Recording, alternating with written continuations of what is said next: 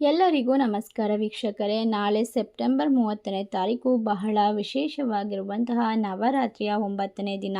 ನಾಳೆ ದುರ್ಗಾ ಮಾತೆಯನ್ನು ಯಾವ ರೀತಿ ಪೂಜೆ ಮಾಡಬೇಕು, ಯಾವ ನೈವೇದ್ಯವನ್ನು ಅರ್ಪಿಸಬೇಕು, ಯಾವ ಬಣ್ಣದ ಬಟ್ಟೆಯನ್ನು ಧರಿಸಿಕೊಳ್ಬೇಕು, ಯಾವ ರೀತಿ ಸಂಪತ್ತು ಸಮೃದ್ಧಿಯನ್ನು ಪಡೆದುಕೊಳ್ಬೇಕು ಎಂಬ ವಿಶೇಷವಾದ ಮಾಹಿತಿಯನ್ನು ಇವತ್ತಿನ ವಿಡಿಯೋದಲ್ಲಿ ನೋಡ್ತಾ ಹೋಗೋಣ. ಅದಕ್ಕೂ ಮುನ್ನ ಈ ರಾಶಿಯಲ್ಲಿರ್ತಕ್ಕಂಥ ಜನರಿಗೆ ಸಂಪೂರ್ಣವಾಗಿ ನಾಳೆಯಿಂದ ಅದೃಷ್ಟ ಎನ್ನುವುದು ವಜ್ರದಂತೆ ಹೊಳೆಯೋಕ್ಕೆ ಆರಂಭವಾಗುತ್ತೆ. ಇವರ ಸರ್ವ ಸಮಸ್ಯೆಗಳಿಂದ ಪರಿಹಾರ, ನೆಮ್ಮದಿಯ ಜೀವನ, ಅಷ್ಟ ಐಶ್ವರ್ಯ, ಸಿರಿ ಸಂಪತ್ತು, ಎಲ್ಲ ರೀತಿಯ ಸೌಭಾಗ್ಯವನ್ನು ಪಡೆದುಕೊಳ್ತಾರೆ.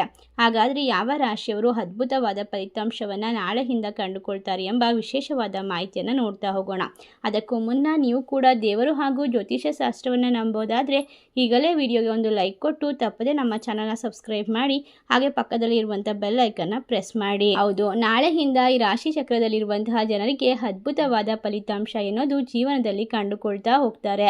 ಎಲ್ಲ ರೀತಿಯ ತೊಂದರೆಗಳು, ಸರ್ವ ಸಮಸ್ಯೆಗಳು ದೂರವಾಗುತ್ತೆ. ನೆಮ್ಮದಿ ಅನ್ನೋದು ಇವರ ಜೀವನದಲ್ಲಿ ಬರೋದ್ರಿಂದ ಬಹಳಷ್ಟು ಒಂದು ವಿಶೇಷವಾದ ಮಾರ್ಗದರ್ಶಕರು ಸಿಗ್ತಾ ಹೋಗ್ತಾರೆ. ಎಲ್ಲ ರೀತಿಯ ಉತ್ತಮ ಸ್ಥಾನಮಾನ, ಗೌರವವನ್ನು ಪಡೆದುಕೊಳ್ತಾರೆ. ಈ ರಾಶಿಯವರಿಗೆ ಉತ್ತಮವಾದ ಆದಾಯವನ್ನು ಹೆಚ್ಚಿಸಿಕೊಳ್ಳುವಂತಹ ಅವಕಾಶಗಳು ಸಿಗ್ತಾ ಹೋಗುತ್ತೆ. ಈ ರಾಶಿಯವರು ಕೈಗೊಂಡ ಕೆಲಸ ಕಾರ್ಯದಲ್ಲಿ ಉತ್ಸಾಹ ತೋರುತ್ತಾರೆ. ಕೆಲಸದಲ್ಲಿ ಹೊಸ ಅವಕಾಶಗಳು ಎದುರಾಗ್ತಾ ಹೋಗುತ್ತೆ. ಯಾವುದೇ ಒಂದು ತೊಂದರೆ ಬಂದರೂ ಕೂಡ ತಾಳ್ಮೆಯಿಂದ ನಿರ್ಧಾರವನ್ನು ತೆಗೆದುಕೊಳ್ಳೋದು ಉತ್ತಮ. ಕುಟುಂಬದಲ್ಲಿನ ಆನಂದದ ವಾತಾವರಣ ವಿಶೇಷವಾಗಿರುತ್ತೆ. ಹಿರಿಯರ ಸಲಹೆಯನ್ನು ಪಡೆದುಕೊಂಡು ನಿಮ್ಮ ಜೀವನವನ್ನು ಮುಂದುವರಿಸ್ಕೊಂಡು ಹೋಗಿ.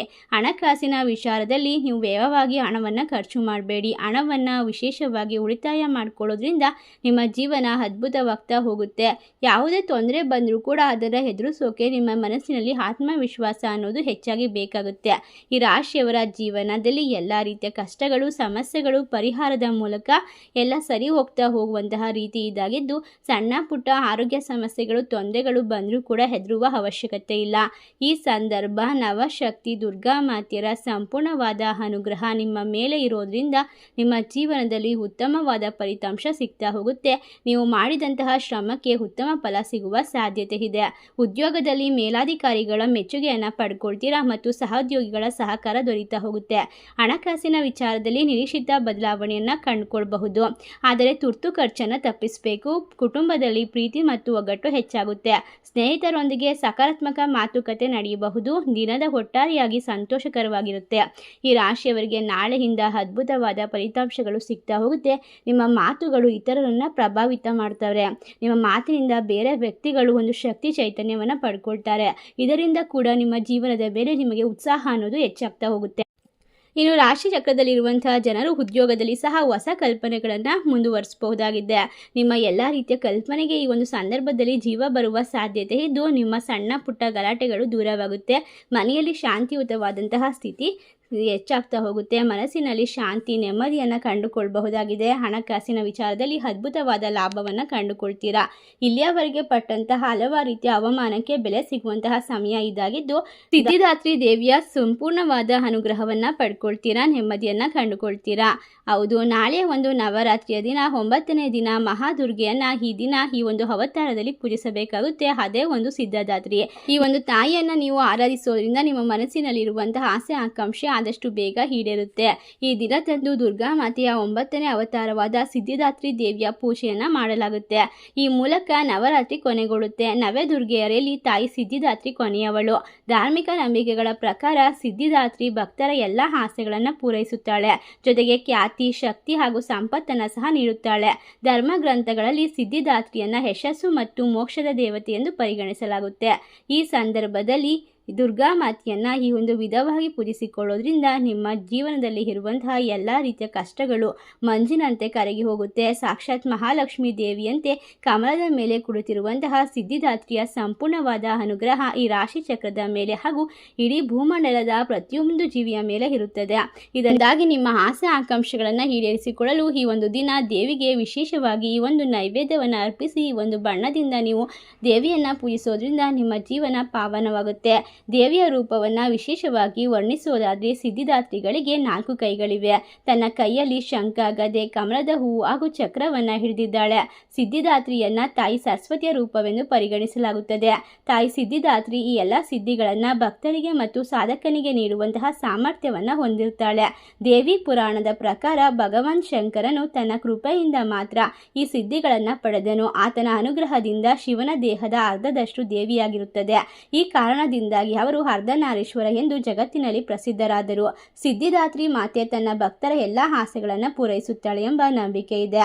ಸಿದ್ಧಿದಾತ್ರಿಯು ತ್ರಿಮೂರ್ತಿಗಳಾಗಿರುವ ಬ್ರಹ್ಮ, ವಿಷ್ಣು, ಮಹೇಶ್ವರರಿಗೆ ಆಧ್ಯಾತ್ಮಿಕವಾದ ಜ್ಞಾನ ಮತ್ತು ಪರಿಪೂರ್ಣತೆಯನ್ನು ನೀಡಿದವಳು ಎಂದು ಹೇಳಲಾಗುತ್ತೆ. ಸಿದ್ಧಿದಾತ್ರಿಯ ಎಲ್ಲ ಶಕ್ತಿ, ವೈಭವ ಮತ್ತು ಮಹಿಮೆಯ ಮೂಲವಾಗಿರುತ್ತಾಳೆ. ಈ ದಿನದಂದು ಸಿದ್ಧಿದಾತ್ರಿಯನ್ನು ಪೂಜಿಸೋದ್ರಿಂದ ಭಕ್ತರು ಮೋಕ್ಷವನ್ನು ಪಡೆದುಕೊಳ್ತಾರೆ. ಎಲ್ಲ ದುಃಖಗಳು ಕೊನೆಗೊಳ್ಳುತ್ತೆ ಎಂದು ನಂಬಲಾಗುತ್ತೆ. ಅಲ್ಲದೆ ಈ ದಿನದಂದು ಅನೇಕ ಸ್ಥಳಗಳಲ್ಲಿ ಕನ್ಯಾ ಪೂಜೆಯನ್ನು ಕೂಡ ಮಾಡುವಂತಹ ಸಂಪ್ರದಾಯವಿದೆ.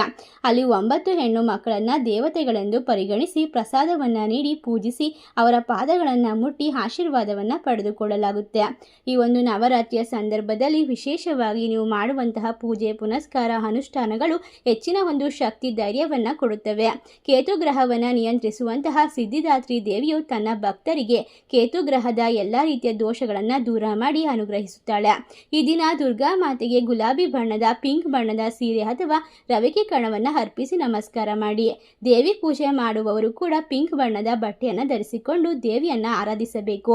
ಈ ದಿನ ಸಿದ್ಧಿದಾತ್ರಿ ದೇವಿಯನ್ನು ಪೂಜಿಸುವವರು ಶುಭ ಸಮಯ ಅಂತಂದರೆ ಭಾಮಿ ಮುಹೂರ್ತ ಅಂದರೆ 4:33ರಿಂದ 5:21, ಅಭಿಜಿತ್ ಲಗ್ನ 11:45ರಿಂದ 12:33. ಸಂಜೆ ಪೂಜೆ ಮಾಡೋರು 6:10ರಿಂದ 7:22 ಒಳಗಡೆ ಪೂಜೆಯನ್ನು ಮಾಡಿಕೊಳ್ಳಬಹುದಾಗಿದೆ. ಇನ್ನು ದುರ್ಗಾ ಮಾತೆಗೆ ಈ ದಿನ ಕೆಂಪು, ಬಿಳಿ, ಹಳದಿ ಬಣ್ಣದ ಪುಷ್ಪಗಳಿಂದ ಪೂಜೆ ಮಾಡಿ ಹಾಗೂ ಅಲಂಕಾರವನ್ನು ಮಾಡಿ. ದುರ್ಗಾ ಮಾತೆಗೆ ನವರಾತ್ರಿಯ 9ನೇ ದಿನದಂದು ಎಳ್ಳಿನಿಂದ ಮಾಡಿದಂತಹ ನೈವೇದ್ಯಗಳು, ಎಳ್ಳುಂಡೆ, ಹಲ್ವಾ ಹಾಗೂ ಪಾಯಸವನ್ನು, ಹುಳಿ ಅನ್ನ, ನಿಂಬೆ ಚಿತ್ರಾನ್ನ ಅರ್ಪಿಸಬಹುದು. ಈ ದಿನ ದೀಪಾರಾಧನೆ ಮಾಡುವಾಗ ದೇವಿ ದೇವಾಲಯಗಳಲ್ಲಿ ದೇವಿ ದರ್ಶನ ಮಾಡುವಾಗ ಓಂ ದೇವಿ ಸಿದ್ಧಿದಾತ್ರಿಯೇ ನಮಃ ಎಂಬ ಮಂತ್ರವನ್ನು 108 ಬಾರಿ ಹೇಳಿ. ಈ ದಿನ ಸಂಧಿ ಪೂಜೆ ಮಾಡುವವರು ಮರೆಯದೆ ಸಂಧಿ ಪೂಜೆಯನ್ನು ಮಾಡಿಕೊಳ್ಬೇಕು. ಸಿದ್ಧಿದಾತ್ರಿ ದೇವಿಯು ಸಾಕ್ಷಾತ್ ಮಹಾಲಕ್ಷ್ಮೀ ದೇವಿಯ ಸ್ವರೂಪ. ಆದ್ದರಿಂದ ಸಕಲ ಸಿದ್ಧಿಗಳನ್ನು ಅಷ್ಟೇ ಅಲ್ಲದೆ ಹಣ, ಐಶ್ವರ್ಯ, ನೆಮ್ಮದಿಯನ್ನು ಕೂಡ ವರ್ಷ ಪೂರ್ತಿ ಸಿಗುವಂತೆ ರಕ್ಷಿಸ್ತಾಳೆ. ಈ ಒಂದು 9 ದಿನಗಳ ಕಾಲ ನಿಮ್ಮ ಪೂಜೆ ಮಾಡುವಂತಹ ಶಕ್ತಿ ನನಗೆ ಕೊಟ್ಟಿದ್ದಕ್ಕೆ ಧನ್ಯವಾದಗಳು ಅಮ್ಮ ಎಂದು ಹೇಳಿ, ಮುಂದಿನ ನವರಾತ್ರಿಯ ತನಕ ನಮ್ಮ ಕುಟುಂಬಕ್ಕೆ ನಿನ್ನ ಅನುಗ್ರಹ ಹೀಗೆ ಇರಲಿ, ನಮ್ಮ ಕಷ್ಟಗಳನ್ನು ಕಡಿಮೆ ಮಾಡು, ಎಲ್ಲವನ್ನ ಹೆದರಿಸುವಂತಹ ಶಕ್ತಿ ಸಾಮರ್ಥ್ಯವನ್ನು ನೀಡು ಎಂದು ದುರ್ಗೆಯಲ್ಲಿ ಬೇಡಿಕೊಳ್ಳಿ. ಅದೇ ರೀತಿ ಈ ಒಂದು ಸಂದರ್ಭದಲ್ಲಿ ನೀವು ವಿಶೇಷವಾಗಿ ದೇವಿಯ ಮುಂದೆ ತುಪ್ಪದ ದೀಪವನ್ನು ಹಚ್ಚಿ ಮನೆಗೆ ಸಮೀಪವಿರುವಂತಹ ದುರ್ಗಿಯ ಗುಡಿಗೆ ಹೋಗಿ ಮೊಸರನ್ನ, ಪುಳಿಯೋಗರೆ, ನಿಂಬೆ ಹಣ್ಣಿನ ಚಿತ್ರಾನ್ನವನ್ನು ಭಕ್ತರಿಗೆ ಹಂಚಿ ಮನೆಗೆ ಬರೋದರಿಂದ ಸಂಪೂರ್ಣವಾಗಿ ದೇವಿಯ ಅನುಗ್ರಹ ಪ್ರಾಪ್ತಿಯಾಗುತ್ತೆ. ನವರಾತ್ರಿಯ 9ನೇ ದಿನದಂದು ಈ ಎಲ್ಲ ವಿಶೇಷವಾದ ಒಂದು ದಿನದ ಮಾಹಿತಿಯನ್ನು ಹೊಂದಿರುತ್ತದೆ. ಈ ಒಂದು ಸಂಪೂರ್ಣವಾದ ವಿಶೇಷವಾದ ನವರಾತ್ರಿಯ ಪೂಜೆಯಿಂದಾಗಿ ಭಕ್ತರಿಗೆ ಸಕಲ ಅಷ್ಟ ಐಶ್ವರ್ಯ ಸಿದ್ಧಿಗಳು ಪ್ರಾಪ್ತಿಯಾಗುತ್ತದೆ. ಎಲ್ಲ ರೀತಿಯ ಕಷ್ಟಗಳಿಂದ ಹೊರಗೆ ಬರುವಂತಹ ತಾಯಿಯ ಅನುಗ್ರಹ ಸಿಗುತ್ತದೆ. ಇಷ್ಟರ ಲಾಭ ಹಾಗೂ ಒಂದು ಪರಿಹಾರವನ್ನು ಪಡೆದುಕೊಳ್ಳುವಂತಹ ಅದೃಷ್ಟವಂತ ರಾಶಿಗಳು ಯಾವ್ಯಾವುದು ಅಂತ ನೋಡೋದಾದರೆ ಕುಂಭರಾಶಿ, ಮೇಷರಾಶಿ, ಮೀನರಾಶಿ, ವೃಶ್ಚಿಕ ರಾಶಿ, ಸಿಂಹರಾಶಿ, ತುಲಾರಾಶಿ. ಈ ರಾಶಿಗಳಲ್ಲಿ ನಿಮ್ಮ ರಾಶಿ ಇದ್ದರೂ ಇಲ್ಲದಿದ್ದರೂ ಭಕ್ತಿಯಿಂದ ಓಂ ದುಂ ದುರ್ಗಾಯೇ ನಮಃ ಎಂದು ತಪ್ಪದೇ ಕಮೆಂಟ್ ಮಾಡಿ ನಮ್ಮ ಚಾನಲ್ನ ಸಬ್ಸ್ಕ್ರೈಬ್ ಮಾಡಿ. ಸರ್ವೇ ಜನ ಸುಖಿನೋ ಭವಂತು. ಧನ್ಯವಾದಗಳು.